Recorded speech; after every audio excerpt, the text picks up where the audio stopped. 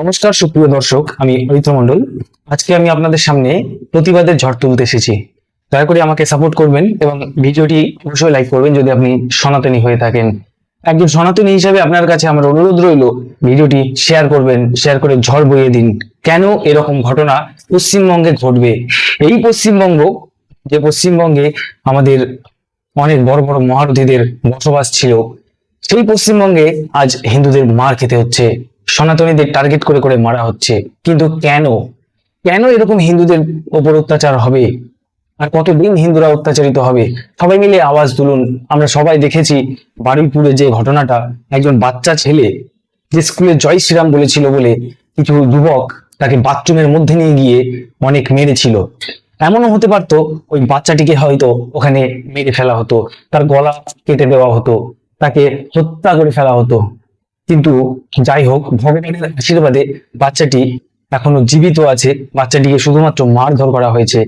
তবে এর জন্য আমি ধন্যবাদ জানাবো হিন্দু পরিষদকে, যারা এই ঘটনার প্রতিবাদ করেছেন এবং দলে দলে এসে এই ঘটনার জন্য স্কুলের শিক্ষকদের বিষয়টি জানিয়েছেন। এবং স্কুলের শিক্ষকরা যখন ব্যবস্থা নিতে পারেননি, প্রশাসন যখন থেমেছিল, তখন সাধারণ মানুষজন এই প্রতিবাদ করেছে। তো ন্যায় বিচার হওয়া চাই। কেন জয় শ্রীরাম বললে তাকে মার খেতে হবে?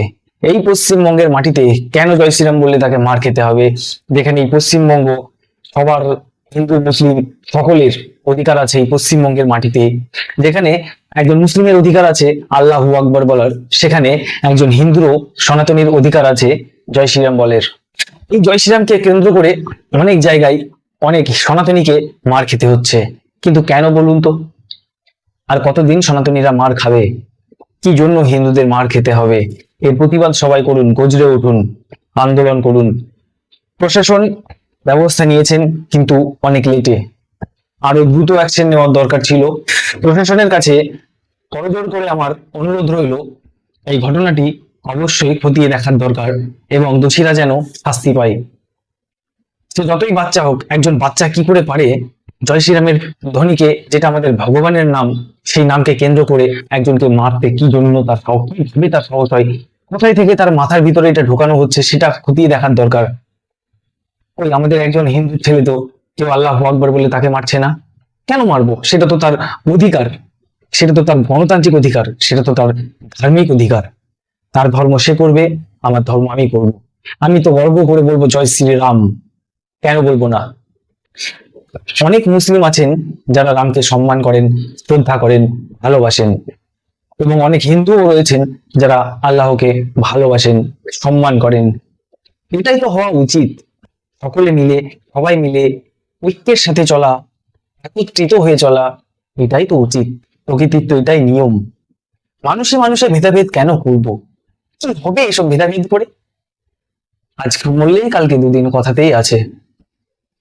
আজকে যদি আমি আজকে চোখ বন্ধ করে নিই, তাহলে আমাকে চিতায় উঠতে হবে। একজন মুসলিম ভাই যদি আজকে চোখ বন্ধ করে নেয়, তাকে কিন্তু কবরে মাটির নিচে ঢুকে যেতে হবে। তাহলে এই হিন্দু মুসলমান ভেদাভেদ কেন? আমরা কি পারি না সবাই মিলে, সকলে মিলে শান্তির বার্তা দিতে, শান্তির কথা বলতে? যে শান্তির কথা মানুষকে একত্রিত হতে শেখায়। হিন্দু মুসলমান সকলে মিলে, উভয় মিলে একে অপরের হাত ধরে, একে অপরের পাশে কাঁধে কাঁধ মিলিয়ে কাজ করে দেশের স্বার্থে, এই রাজ্যের স্বার্থে, এই দেশটাকে উন্নত করতে এবং এই রাজ্যটাকে উন্নত করতে আমরা পারি। আমরা চেষ্টা করি না।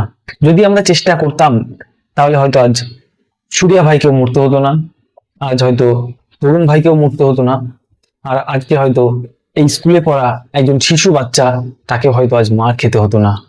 আমরা শান্তির বার্তা বলি, কিন্তু কিছু মানুষ আছে যারা শান্তির বার্তা নয়, যারা ক্রোধের বার্তা বলে, যারা সাম্প্রদায়িকের বার্তা বলে, যারা ধর্মের বার্তা বলে।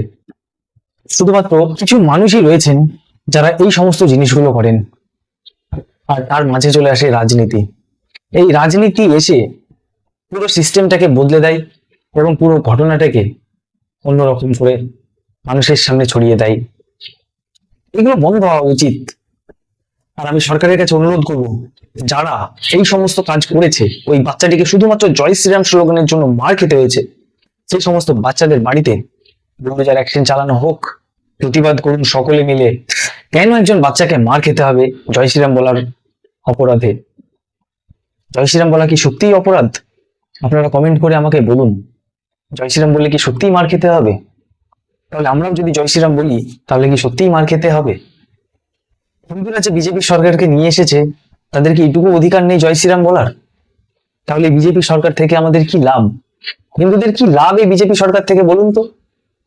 যে বিজেপি সরকার থাকা অবস্থাতেও একটা হিন্দু সনাতনী ছেলেকে জয় শ্রীরাম বলার অপরাধে মার খেতে হচ্ছে, সেই বিজেপি সরকার থেকে কি লাভ? আমি বিজেপি সরকারের এবং সেখানকার বারুইপুরের সকল বিজেপি কর্মীদের কাছে একটাই অনুরোধ রাখবো, যে এই বাচ্চাটি যেন ন্যায় বিচার পায়। এরকম কোনো বাচ্চাকে যেন বা কোনো নাগরিককে যেন জয় শ্রীরাম বলার অপরাধে মার খেতে না হয়, হত্যা হতে না হয়, এমন আইন নিয়ে আসুন, এমন ব্যবস্থা নিয়ে আসুন।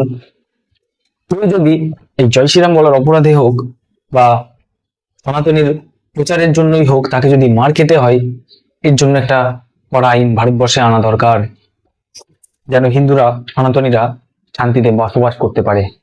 নমস্কার, বেশি কিছু বলবো না, এইটুকুই সরকারের কাছে আমার আর্জি রইল। এবং আপনি যদি সত্যিকারের সনাতনী হয়ে থাকেন তাহলে ভিডিওটাতে শেয়ার করে ঝড় বইয়ে দিন এবং কমেন্টে আপনার মতামত অবশ্যই জানাবেন। ধন্যবাদ। দেখা হচ্ছে আবার পরের কোনো ভিডিওতে, পরের একটা কনসেপ্ট নিয়ে। ততক্ষণ ভালো থাকবেন। জয় শ্রী রাম, বন্দে মাতরম, ভারত মাতা কি জয়।